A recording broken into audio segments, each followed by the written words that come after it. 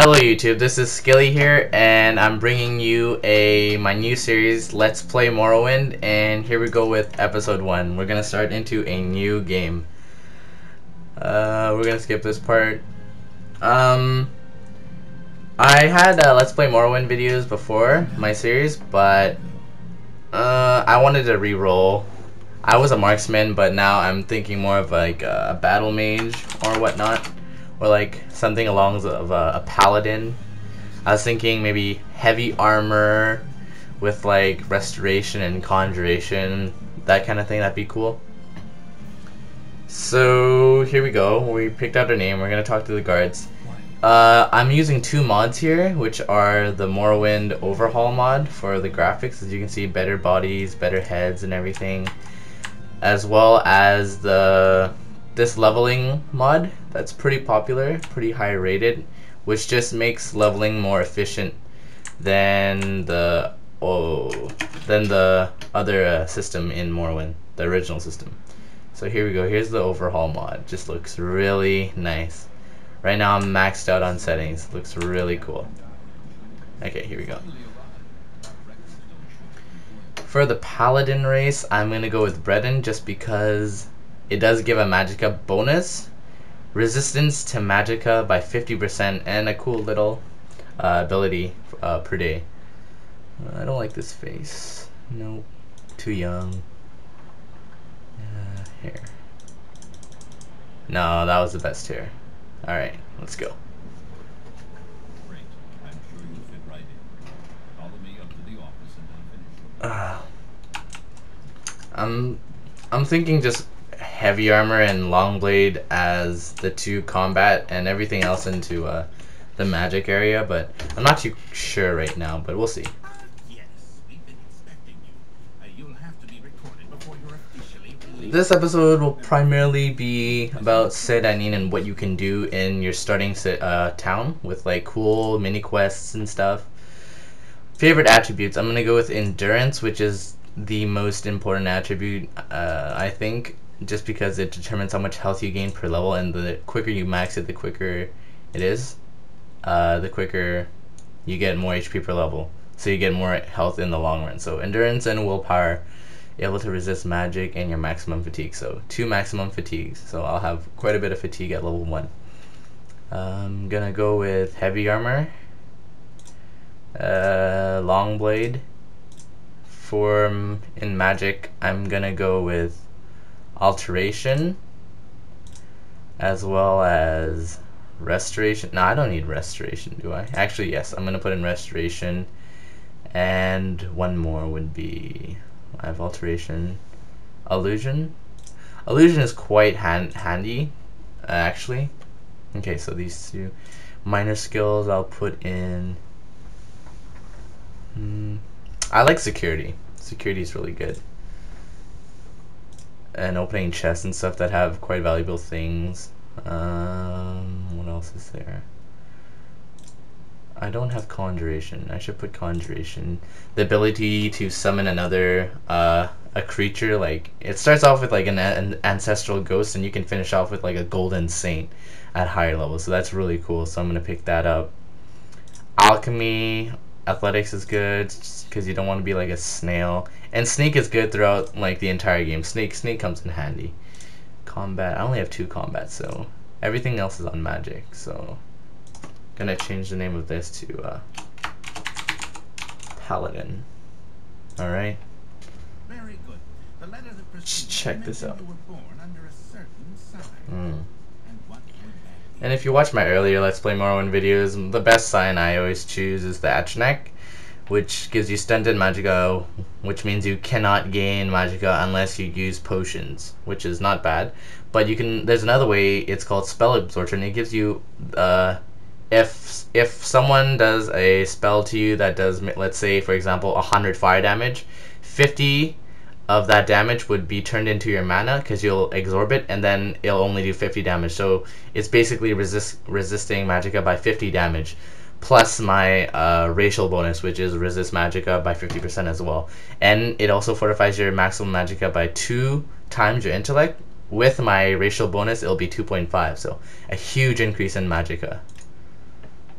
really strong stat for warriors as well that go into melee, because you can probably dominate anybody melee to melee if you're a warrior, but you can't really, you get stuck when you go against like magic users like Daedrith and stuff, those alligators that shoot poison at you. They're really strong. Okay, let's see the stats. Willpower, agility, conjuration, alchemy, security, sneak, everything's at 30.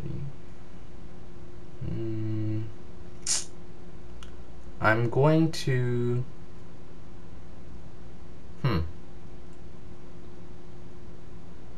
yeah, I'm gonna switch out one ability. I'm gonna switch out heavy armor for conjuration and swap them, just because heavy armor is not really, I'm not gonna wear it until later on in the game. Here we go, 45 in conjuration. That's sweet. Alright, that's cool, because heavy armor is really, as it says, really heavy, so I don't want to take that earlier on. I'll level it up later. Pick up the limeware platter, drop it on the ground. Guards say they let you off because you just started off with the game. You steal it, done. Okay. So here we are. Gonna take everything here because I want to have as much gold as possible. So take the papers, limeware platter, and the thing about alchemy is really cool. As you can see, like ingredients, there's 3 question marks below that. So it does give 3 different attribute stats or whatnot. Like it can drain something, it can fortify something, but you don't know unless your alchemy level gets higher. So that's the neat thing about alchemy once it gets higher level. And you can make like pretty powerful like restore health potions and like levitation potions and whatnot. Pretty cool. I'm gonna pick up every single little thing because I want as much starting gold as possible. So as I said, in this episode, I'm not going to really leave Seyda Neen at all. I'm just going to show you like neat tips and tricks that you can do. Going to open up this small chest with a lockpick back on the table. Going to go down here. And this will primarily give you a good starting gold. A nice little unique artifact that you can easily get at level 1. Which will come in handy, especially in my case, as I'm taking the more of a magic route. With some combat in there. It's always good to have at least one type of combat skill, like a long blade, short blade, marksman, whatnot, whatever you want. At least one, because you can't rely on destruction all game, because destruction does get outscaled later on. Duties, goodbye. He gives you some septums, and since we picked up the ring, we're gonna go give it to Fargoth right there, the Bosmer, just because he's gonna ask for it. You give it back. You'll get it. You can get it back later, and I'll tell you how. Yeah, you give it back. His disposition raised up to 95, so he really likes you.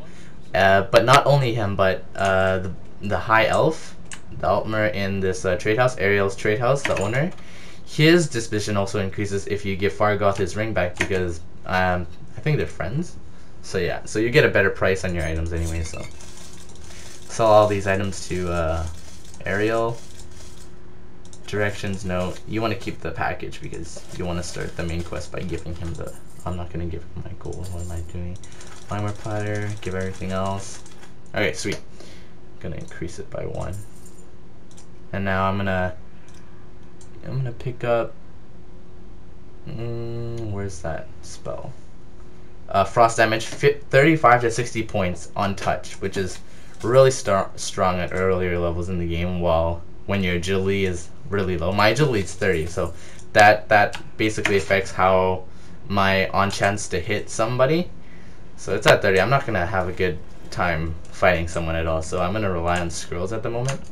So right now we're gonna head north of Seyda Neen, and I'm gonna show you how to get a cool artifact. It's called the Mentor's Ring. Gives you 10 willpower and 10 intellect, constant effect.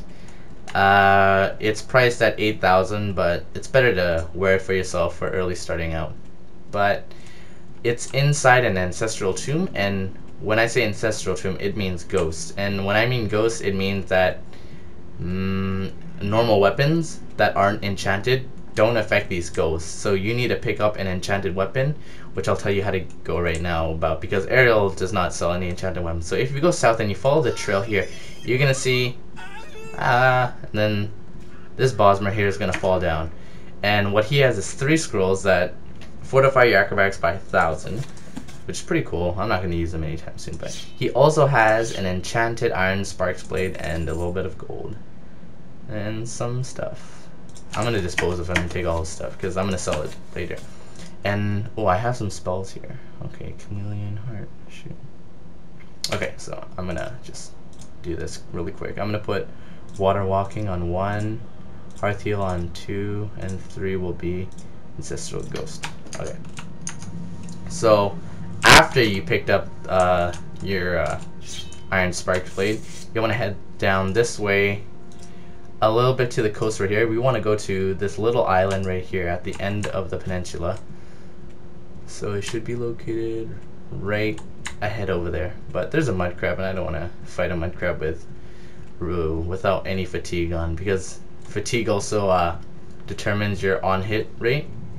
Oh god, a scrib. I hear it, and it's gonna keep following me, so shit. I guess I'm just gonna use one of these. Okay, so, well, I used to scroll on it because it's gonna take, I'm not even like exaggerating, it's gonna take about maybe 2 minutes max to kill that thing with no fatigue at level 1.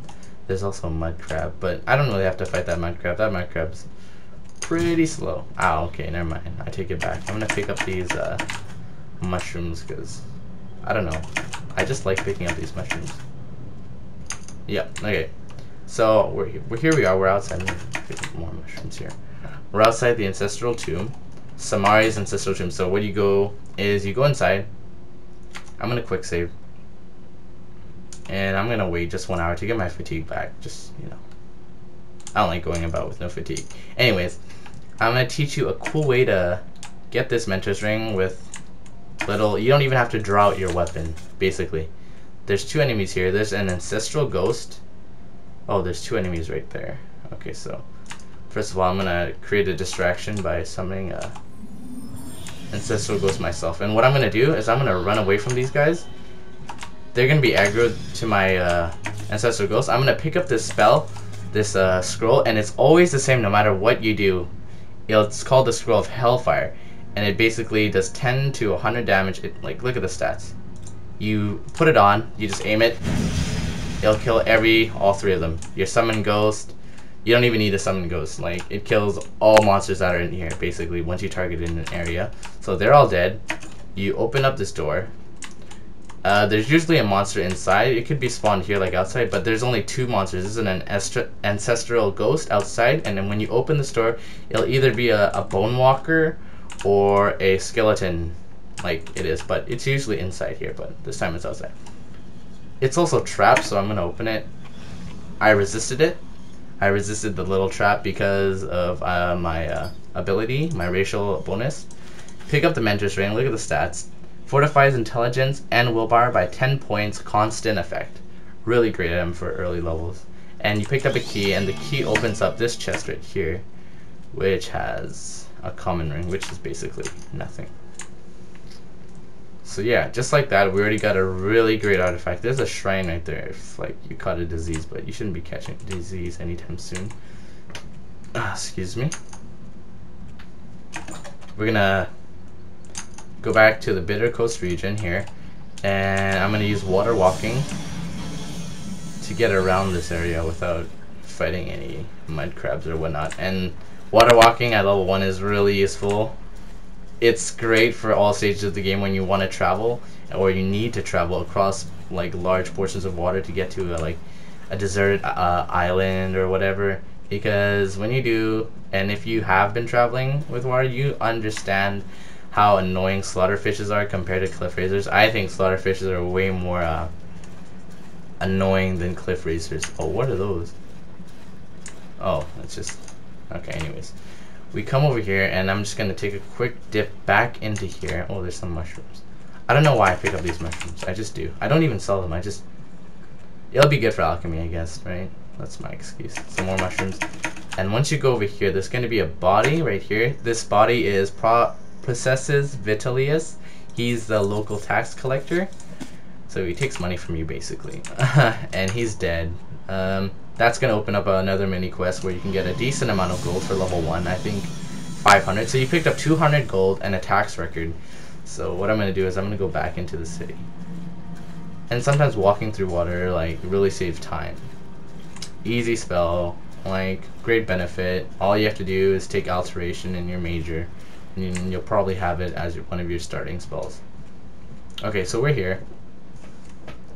We picked up the Mentor's Ring. Now we're gonna do the Tax Collector's quest as well as Fargoth's Missing Ring. So I'm gonna go ahead and start off the quest. So we see the dead body, and when we see the dead body and we look inside and take its items, we get a journal update about what we saw. So we're gonna go back into the Senate's office, like where you started, and you talk to that guy that goes, ah yes. So you go back to him, and you can bring up the topic about the murder of the tax collector. So you talk to him, murder. You tell him the truth. Yes, I found 200, and basically you give him 200, the 200 you found, and what he does is you can go ahead and find out who the murderer is, and if you do find the murderer, you kill him and you'll get a reward, and the reward is 500 gold. So you gain 300 out of that. So there's Fargoth, and remember the ring that we gave to him? Yeah, we're gonna get it back now. It was only used to raise the disposition of Ariel, so we could have a better trading. I'm gonna rest 24 hours, just because merchants usually tend to restock their whole gold income every 24 hours. So he's back at full gold at 800, so I can sell some stuff. Tax record, I don't need this. Don't care about those. Spore pods, I don't need those. Journal, yeah, 150. Okay, so you go up here on the upper level of Ariel's Trade House and you talk to Hriskar Flatfoot, and you open up the topic, recover some gold, Fargoth's hiding place. Yes, I'll do it. And the murder of the tax collector and Fargoth's ring really go hand in hand, and it's really quite efficient. So you go around and you need to know who this murderer is, who killed that tax collector. So you go to Fargoth because his disposition already is up to 95 because we gave him the ring back. So you ask him for the murder, and he's gonna say go to the lighthouse and talk to Thavir, because that was that tax collector's like lover, and I'm really liking this Overhaul mod. Hey, there, if you look closely, there's an ancestral tomb up ahead there. Maybe I should go check it later on. But yeah, everything's maxed out and it looks really beautiful. Okay, so this is the treehouse in Seyda Neen, and we're gonna go up here. So here we go. Thavir's right here. You bring up murder of him, and she'll bring up another topic, seen him angry, and she'll tell you that the tax collector argued with Foreign Gilneth about his taxes, so I should go check up on him.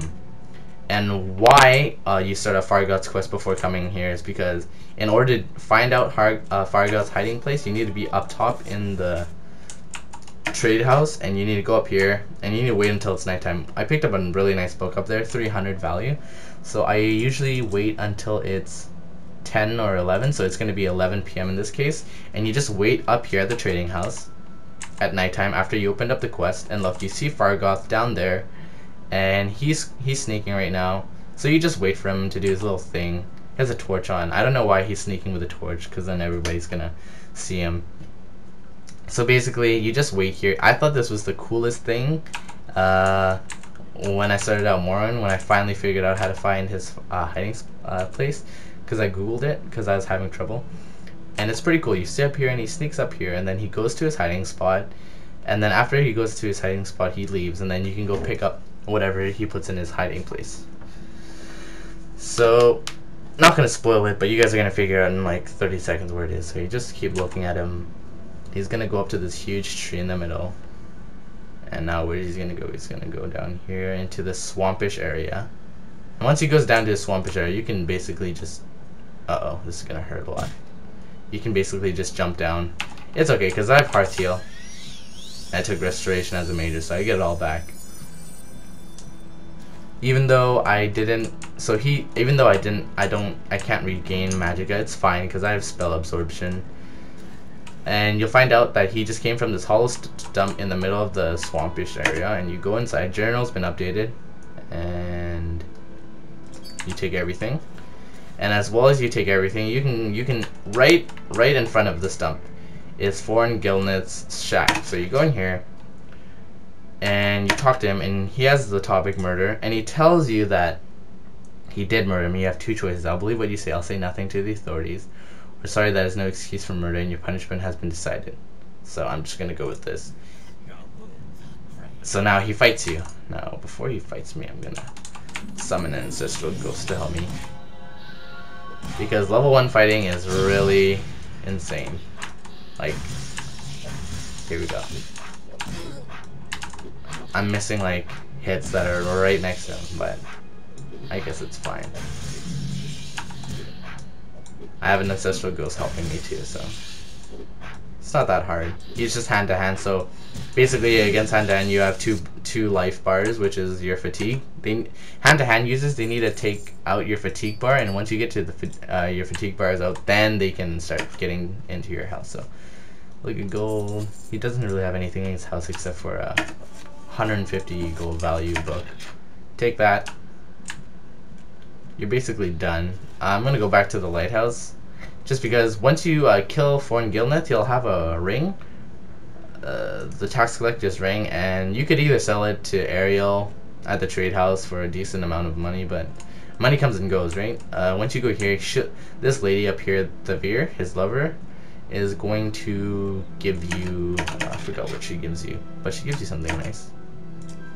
Oh, process his ring. 2 standard restore health potions.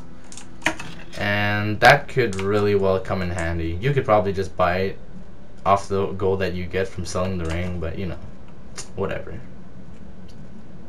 Anyway, so that's done with that. Now we're gonna go ahead and go to the Senate's office as well. Okay.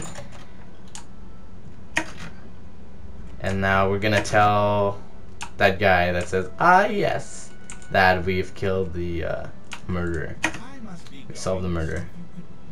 500 gold has been added to your inventory. Easy. So now we already have 1,479 gold, and we haven't even left Seyda Neen yet.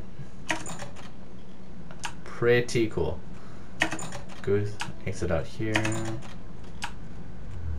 Now you shouldn't want, if you want to have a good disposition with Fargoth, you don't want to bring up his ring again, or else his disposition decreases every time. Go back to the trade house. Talk to Flatfoot, Fargoth's hiding place.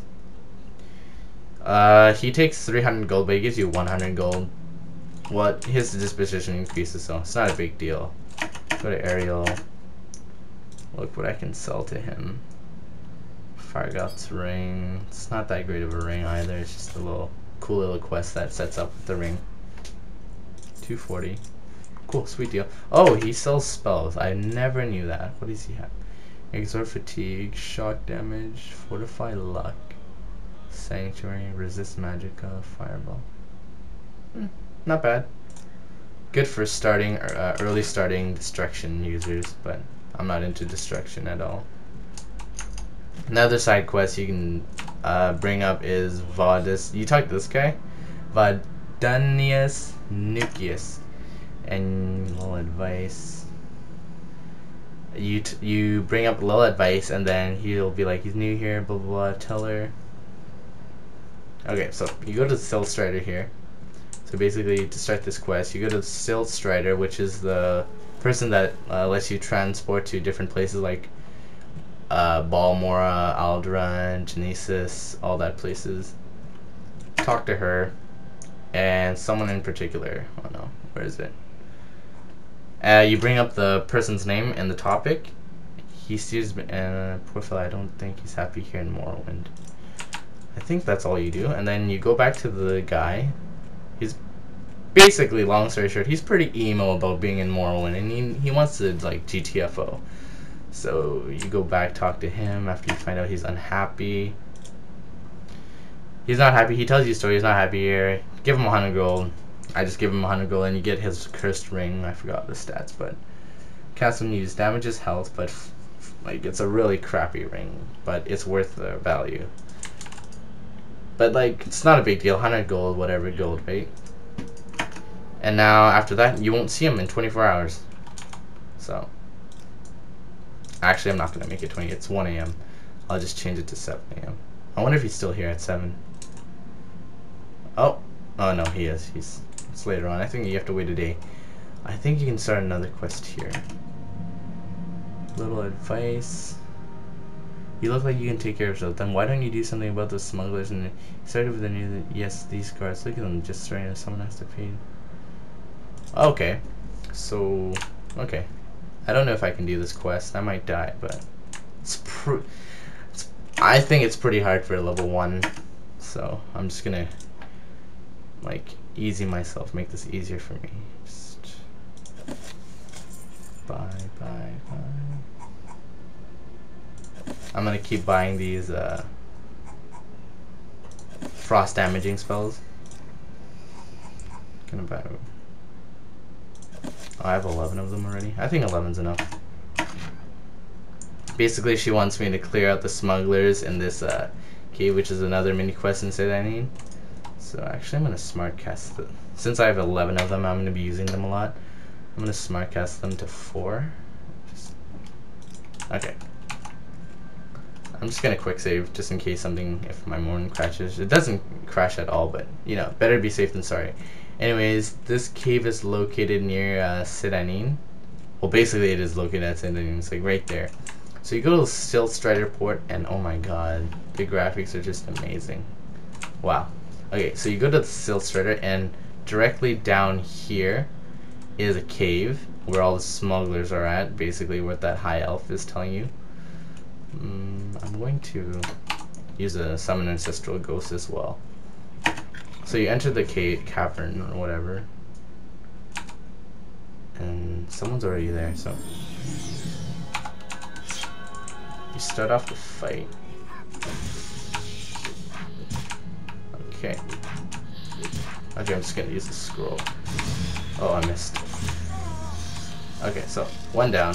She resisted the magic though. Got the slave key. Got the gold. Does have any weapons? Nope. Yeah, that's the first enemy here. Open up this gate. It's pretty dark up in here. I'm gonna go up here first. See what's up here. Oh, here we go. These are this unlock the key that you grab from the dead body. Oh, you get to free these slaves. Okay, I'm gonna free I love freeing slaves. It's like, what the fuck's the point of having a slave? What do they do for you? Like, they don't even do anything. You just keep them in this. They just keep in this gate, do nothing all day. Okay, so now we're gonna take the route down there. Oh, someone sees me. I'm gonna use a scroll on them. Oh, what the? Okay, I'm gonna let this one hit me, and look, I resisted it, and it regained my magicka from me. So I'm gonna let it hit me again. See, I just resisted the magic because I'm taking the Atronach class, and if I resist magicka, then it basically just heals me instead of doing damage. So that's pretty cool.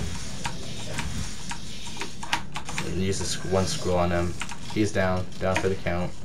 That's pretty cool. That's one of the perks about taking Atronach. Like, you just need magicka potions, or you just let people hit you with magic. And oh, this guy has throwing knives. Oh, which way am I gonna go? He's gonna run out eventually. Huh? Ow! Oh, those hurt. Okay, those hurt. Had to use a hearth heal there. Okay. Ow! What the hell? Yeah, those really hurt. Is he gonna run out? Okay. Ow! Holy crap. Okay, there. Wow, what is she throwing at me? Oh, I got a cool lockpick and a probe here. Oh, there's some crates. Some gold. Wonder what moon sugar. Oh, pretty high in value. Not really. Oh, 2 skumas. Cloth barrel. A torch. Okay, here we go. I'm gonna equip that torch. Okay, so there's a chest in here as well, which has steel spear. Nah, not worth it right now. Not worth it in any part of the game, actually. Soul trap on target. Pretty cool potion. Worth quite a bit, so I can pick that up to sell to Ariel later. So another crate has some armor. Sujin. Gonna pick up the gold. That's about it. Barrel, nothing in here. Oh, there's something. Oh, there's a water passage, but I'm gonna stay clear of that. Anyways, gonna head out of this cavern. I guess that's what it's called. Okay, so it's this way, right? Yes, it is this way. And the smugglers are gone, so I don't think I get any rewards or anything, but I wonder if I talk to that Altmer. I'm gonna take off my torch because I wonder if I talked to that Altmer back then that told me about this cavern, if I get something from her. Or like her disposition increases or my journal gets updated. I don't know. Where is she? Okay, I see her. She's right on the wooden bridge. I think she's having a conversation with the guards. Like, why can't you go in that cavern yourself, kid? I'm just joking. You again? Few year video. Buy little good will use it for you. Folks will listen up to your spell. I heard. Oh, this is something about. I'm totally lost right now. Specific place. Okay, never mind. She doesn't do anything, even if I cleared it. Anyways, here we go. I'm gonna go back to Ariel's trade house and gonna sell the rest of my bounty. Get rid of that moon sugar. Okay, I guess he doesn't buy moon sugar. Get rid of that skooma. Guess he does. Oh, basically, I forgot to tell you guys, like, these are drugs, basically. That's cocaine, and that's, like, lean. Morrowind, so traders usually don't buy them. I'm just gonna sell this ring. I'm gonna keep that. Journeyman's lockpick, apprentice probe. Okay, I'll keep these.